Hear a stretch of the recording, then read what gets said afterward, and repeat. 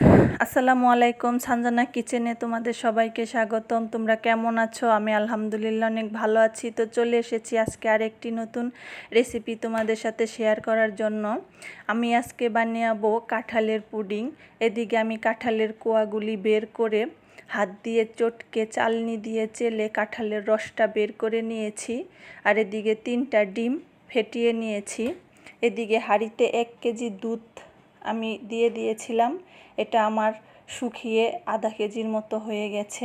আমি ভালো করে এটাকে ফুটিয়ে জাল করে নিয়েছি। এদিকে আমি 1 চামচ চিনি দিয়ে দিলাম।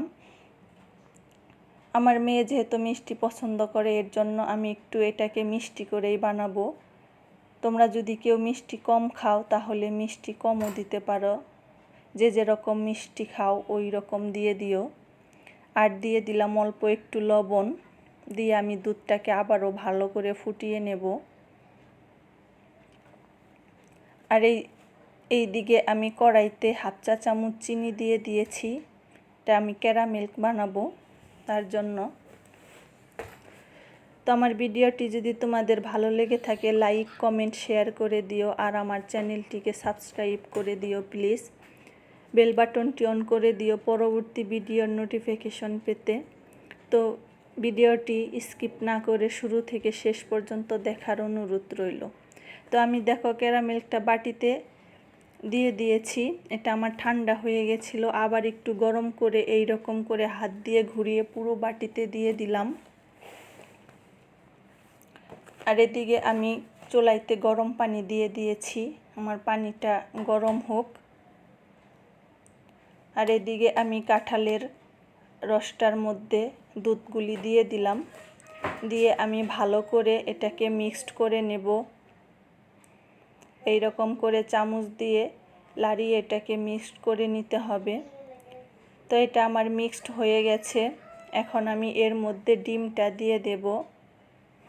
ডিম দিয়ে ভালো করে এটার সাথে মিক্সড করে নেব। দেখো আমি ডিমটা দিয়ে এটাকে ভালো করে এইভাবে মিক্সড করে নিয়েছি। এখন আমি এটাকে চালনি দিয়ে চেলে নেব। এইভাবে চালনি দিয়ে চেলে নেব। নিয়ে আমি টিফিন কারি বাটির মধ্যে দিয়ে এটাকে ভাপের জন্য বসিয়ে দেব। তো চেলে নিয়েছি। এখন আমি এটা ঢেলে দেব।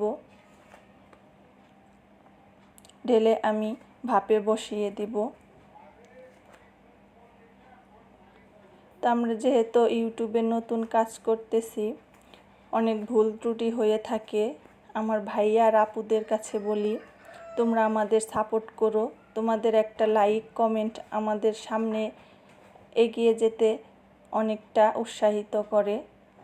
আমার অনেক ভাইয়া আপুরা আছে আমার ভিডিও দেখে, তাদের কাছে আমি অনেক কৃতজ্ঞ।